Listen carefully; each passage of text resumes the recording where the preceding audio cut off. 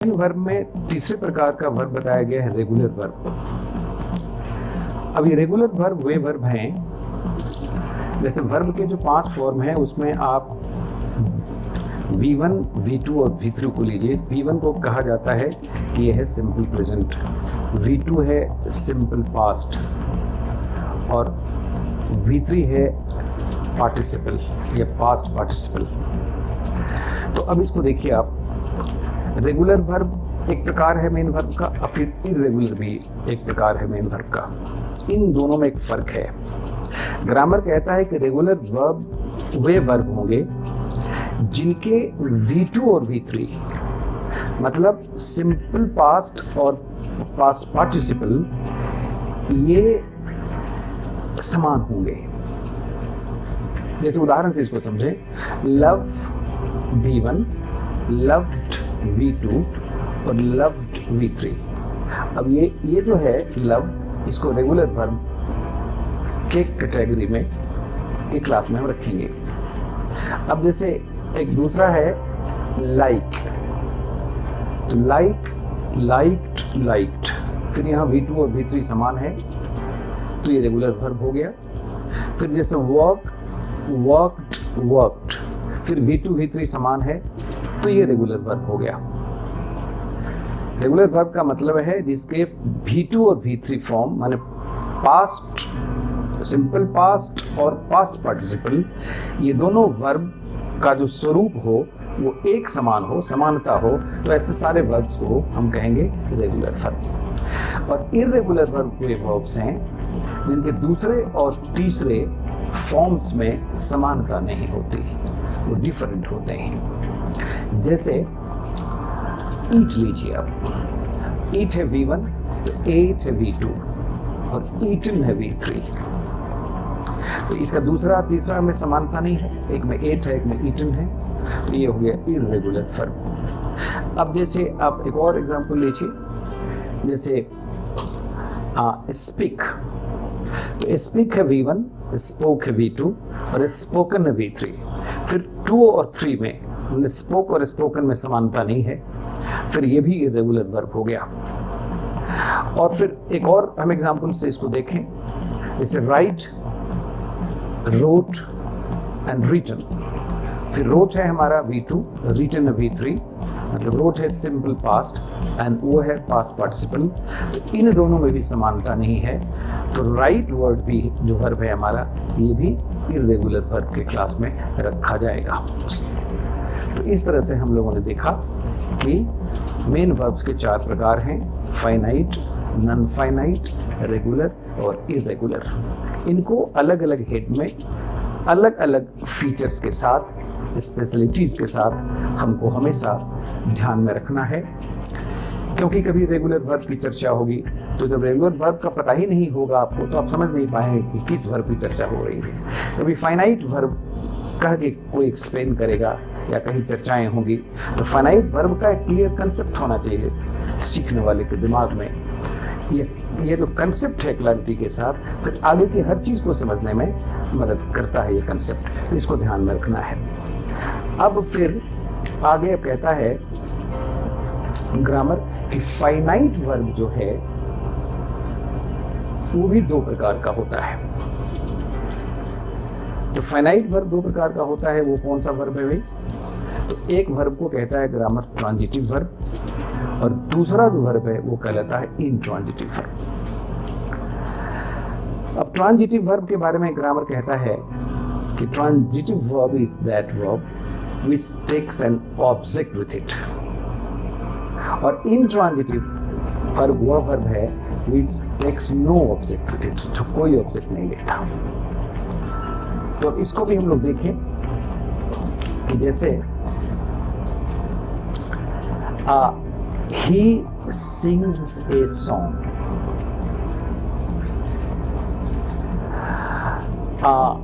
he eats a mango, she likes sweets। अब यहां आप देखिए sing, likes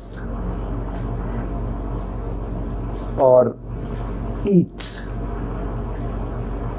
ये तीन जो वर्ब हैं ये ट्रांजिटिव वर्ब इसलिए हैं कि इन तीनों ने अपने साथ ऑब्जेक्ट लिया है। कहीं मैंगो लिया है, कहीं स्वीट्स लिया है और कहीं सॉन्ग लिया है ऑब्जेक्ट।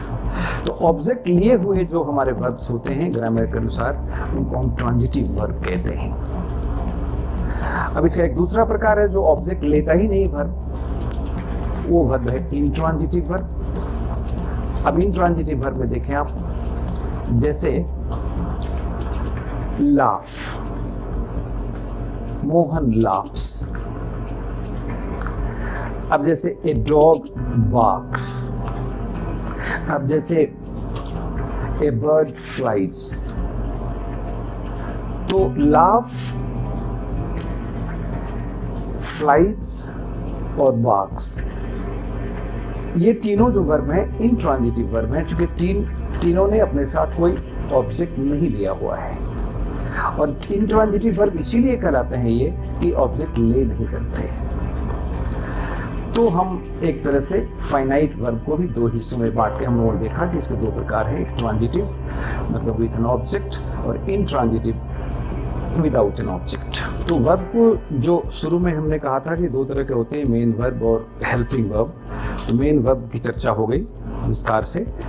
अब हेल्पिंग वर्ब की तरफ हम लोग आए। हेल्पिंग वर्ब को भी उसके डिफरेंट फ्रेगमेंट्स में, डिफरेंट काइंड्स में देखें। हेल्पिंग वर्ब का एक नाम है ऑक्सिलरी वर्ब भी। दोनों एक ही चीज है, ग्रामेटिकली दो नाम से पुकारे जाते हैं। तो हेल्पिंग वर्ब्स या ऑक्सिलरी वर्ब को तीन वर्गों में बांटा गया है। एक वर्ग है जिसका नाम है प्राइमरी ऑक्सिलरीज। दूसरा वर्ग है, दूसरा क्लास है, इसको कहते हैं हम लोग मार्जिनल ऑक्सिलरीज। और तीसरा है मोडल ऑक्सिलरीज। प्राइमरी ऑक्सिलरीज में हेल्पिंग वर्ब की संख्या है 11। जैसे उसको आप देख लें कैसे है 11। वो है do, does, did, am, is, are, have, has, had, was, were। तो ये हमारे 11 हो गए प्राइमरी ऑक्सिलरीज। ये सेंटेंस में मेन वर्ब को हेल्प करते हैं इन डिफरेंट स्ट्रक्चर्स। और दूसरा है हमारा marginal auxiliaries. They are 3 numbers. इसमें एक है हमारा यूज टू और उसके बाद है नीड और dare. Need, dare and use to को मार्जिनल ऑक्सिलरीज कहा गया है और इसके बाद तीसरे प्रकार का ऑक्सिलरीज को कहा गया है modal auxiliaries. They are 10 in numbers. अभी 10 कौन कौन से उसको हम लोग देख लें। तो ये है can, could, may, might, shall, should, will, would. उसके बाद मस्ट एंड ought to। 10 ये हमारे मोडल ऑक्सिलरीज हो गए। तो 11 हुआ हमारा प्राइमरी ऑक्सिलरीज, 3 हो गया हमारा मार्जिनल ऑक्सिलरीज और 10 हो गया हमारा मोडल ऑक्सिलरीज। तो 11, 3, 14, 14 और प्लस 10 दिस मोडल ऑक्सिलरीज, मतलब ऑल टुगेदर 24। ये 24 हमारे ऑक्सिलरीज हेल्पिंग वर्ब्स हैं। इनको किसी किसी किताब में ये 24 जो हमारे हेल्पिंग वर्ब्स हैं इनको फ्रेंड्स ऑफ नॉट भी कहा गया है। इसको भी समझ लें आप कि नॉट जो एडवर्ब है, उस नॉट का प्रयोग जब हम करते हैं सेंटेंस में, तो वह नॉट इन्हीं 24 वर्ब ऑक्सिलरीज के डिफरेंट फॉर्म्स जो marginal, model and primary auxiliaries जो हैं, इनके साथ ही नॉट का प्रयोग होता है। इसलिए इनका नाम भी रखा गया है फ्रेंड्स ऑफ नॉट।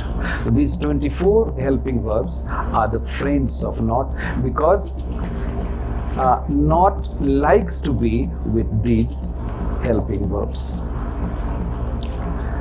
तो इस तरह से हम लोगों ने देखा कि इतने तरह के हमारे इसमें जो आपके प्राइमरी ऑक्सिलरीज हैं, उनके साथ तो वर्ब के अलग अलग रूप लगते हैं, लेकिन जो मार्जिनल ऑक्सिलरीज हैं उनके साथ हमेशा V1 का प्रयोग होगा, और मोडल ऑक्सिलरीज के साथ भी V1 का ही प्रयोग होगा। तो इतनी सूचनाओं के साथ हम लोगों ने इसको यहाँ तक देखा। अब इसके आगे हम कुछ ऐसे कंफ्यूजिंग वर्ब्स हैं जो कंफ्यूजन पैदा करते हैं स्ट्रक्चर में आकर, तो उनके बारे में भी संक्षिप्त चर्चा करके उनकी स्थिति को, जब वो फुल वर्ब की तरह इस्तेमाल होते हैं खासकर, तो उनके क्या रूप होंगे, उसकी थोड़ी जानकारी हम लोगों के लिए आवश्यक है। तो उसकी चर्चा हम